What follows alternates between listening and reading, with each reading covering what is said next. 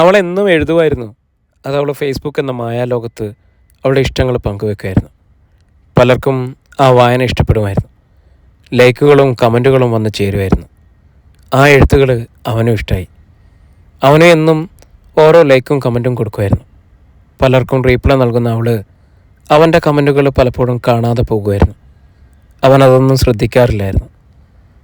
അവൻ്റെ ലൈക്കും കമൻറ്റും തുറന്നുകൊണ്ടേയിരുന്നു.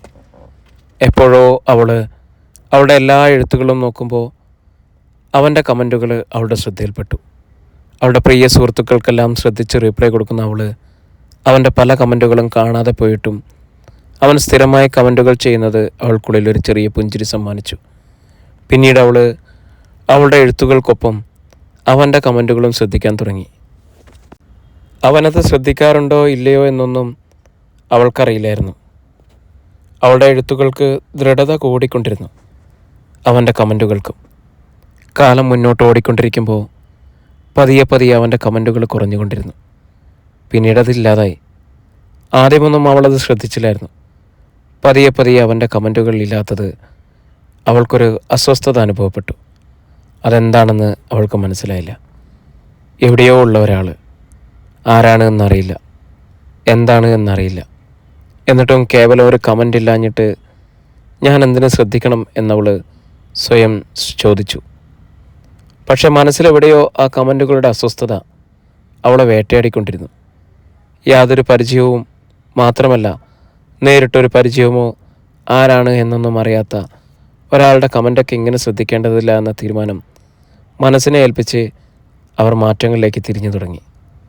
കാലത്തിൻ്റെ മറവി എന്ന മരുന്നിൽ അവൾ ആ കമൻറ്റുകൾ മെല്ലെ മെല്ലെ മറന്നു തുടങ്ങി. തൻ്റെ ലോകത്ത് വീണ്ടും എഴുതിക്കൊണ്ടിരിക്കുമ്പോഴായിരുന്നു വീണ്ടും ഒരു പോസ്റ്റിന് താഴെ അവൻ്റെ കമൻറ്റ് വന്നെത്തുന്നത്. അതുകണ്ട് അവളുടെ വീണ്ടും സന്തോഷമോ സങ്കടമോ അവൾ പോലും അറിയാത്തൊരനുഭവം കടന്നു വന്നു. പക്ഷെ അവൾ സ്വയം ചോദിച്ചു, ഞാൻ എന്തിനെ ഇങ്ങനെയൊക്കെ ചിന്തിക്കണം? എവിടെയോ ഉള്ള ഒരാൾ ഒരു കമൻ്റ് ഇട്ടു, അത്രമാത്രം. അതിലൊരു പ്രത്യേകതയുമില്ല എന്നൊക്കെ സ്വയം ഒരാശ്വാസത്തിന് പറഞ്ഞാലും അവൾ അറിയാതെ അവളൊരു ലോകത്തേക്ക് സഞ്ചാരം തുടങ്ങിയിരുന്നു. അവൾ അവൻ്റെ കമൻറ്റിന് റീപ്ലൈ ഒന്നും നൽകിയില്ല. അപ്പോഴായിരുന്നു അവൻ്റെ ചിന്തകളിലൂടെയും പലതും കടന്നുപോയത്. ശാരീരിക ബുദ്ധിമുട്ടുകൾ കാരണം മുഖപുസ്തകത്തിൽ കുറച്ച് നാൾ എത്താൻ കഴിഞ്ഞില്ല. എത്തിയപ്പോൾ എവിടെയായിരുന്നു എന്നൊന്ന് ആരുടെയും അന്വേഷണം പോലുമില്ല. അല്ലേലും എന്തിനന്വേഷിക്കണം? എവിടേക്കോ ഉള്ളവരാണല്ലോ നാം. അവളുടെ ഒരു റീപ്ലൈയും ഇല്ലാതിരുന്നപ്പോൾ അവൻ ചിന്തിച്ചു. അവനോടുള്ള ഒരു പിണക്കം പോലെ അവൾ മറുപടികൾ നൽകാതിരുന്നപ്പോൾ അവനിൽ ഉണർന്ന ചിന്തകൾ അവളേതോ പുതിയ ലോകത്ത് എത്തിച്ചേർന്നു എന്നതായിരുന്നു. അവൻ എന്തേലും പറയുമെന്ന് കരുതി അവൾ പ്രണയത്തെക്കുറിച്ച് ദൃഢമായി എഴുതി തുടങ്ങി. അത് മറ്റാരോടോ ഉള്ള ഇഷ്ടമായി കരുതി അവൻ്റെ മറുപടികൾ കുറഞ്ഞുകൊണ്ടിരുന്നു. എന്തൊക്കെയോ ചോദിക്കണം എന്ന് അവൻ്റെ മനസ്സിലെ തോന്നലുകൾ ഉണ്ടായിരുന്നു. സൗഹൃദങ്ങൾ നഷ്ടമാവുമോ എന്ന ചിന്തകളിൽ എല്ലാം മനസ്സിൽ അടച്ച് അവൾക്ക് നല്ലൊരു യാത്രകൾ ഉണ്ടാകട്ടെ എന്ന് കരുതി അവൻ ആ മുഖപുസ്തകത്തിൽ നിന്നും വീണ്ടും എങ്ങോട്ടോ പോയി മറിഞ്ഞു. വീണ്ടും അവൻ്റെ പിന്മാറ്റം അവളെ ഒരു ഭ്രാന്ത് പിടിപ്പിച്ചു. താനൊരു ആശ്വാസമാകുന്ന മറുപടി നൽകിയിരുന്നില്ലേൽ അവൻ പോവുമായിരുന്നില്ല എന്നൊക്കെ അവൾ ഭ്രാന്തമായി ചിന്തിച്ചു. അവൻ്റെ പിന്മാറ്റം അവളുടെ തൂലികയെയും നിശ്ചലമാക്കി. അവളുടെ ചിന്തകൾ കാടുകയറി. എവിടെയോ ഉള്ള ഒരു പരിചയമില്ലാത്ത ഒരാൾ പോയപ്പോൾ എന്തിനാണ് താൻ അസ്വസ്ഥയാവുന്നത്?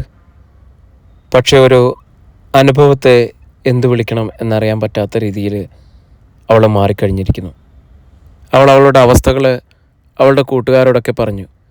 അവരെല്ലാം ഇതൊക്കെ മനസ്സിൻ്റെ ചെറിയ തോന്നലുകളാണെന്ന്, ഇതൊക്കെ മറന്നു കളയണമെന്നും ഉപദേശങ്ങളിൽ നിന്നും വീണ്ടും കാലത്തിൻ്റെ മറവി എന്ന മരുന്നിൽ മെല്ലെ മെല്ലെ വീണ്ടും വീണ്ടും പുതിയ ഓർമ്മകളും ഒരു പുതിയ ജീവിതവും അവളെ തേടിയെത്തിയിരുന്നു. തൻ്റെ ഭർത്താവിനോടൊപ്പം പുതിയ താമസ സ്ഥലത്തെത്തി അവിടെ ജോലിയൊക്കെ തുടർന്നതോടെ എഴുത്തുകളും മുഖപുസ്തകവും എല്ലാം അവൾ മറന്നു തുടങ്ങി. എന്നാലും വല്ലപ്പോഴും സമയം കിട്ടുമ്പോൾ മുഖപുസ്തകം നോക്കുമ്പോൾ വെറുതെ അവൻ്റെ ഐ ഡി നോക്കുമായിരുന്നു. വർഷങ്ങളായിട്ട് നിശ്ചലമായി അടഞ്ഞു കിടക്കുകയായിരുന്ന ആ ഐ ഡിയിൽ ഒരു പോസ്റ്റ് വന്നെത്തിയത് അവൾ കണ്ടു. ചില ഇഷ്ടങ്ങൾ ഇഷ്ടങ്ങളായി തുടരാൻ കാലം വിധിയെഴുതിയാൽ നമ്മുടെ ശബ്ദങ്ങൾക്കും അക്ഷരങ്ങൾക്കും നിശ്ചലമാവാനേ കഴിയൂ. കുറച്ചു നേരം അവളുടെ ചിന്തകൾ എവിടേക്കോ സഞ്ചരിച്ചു. അതിനുശേഷം ഒരു റിപ്ലൈ അവൾ എഴുതി.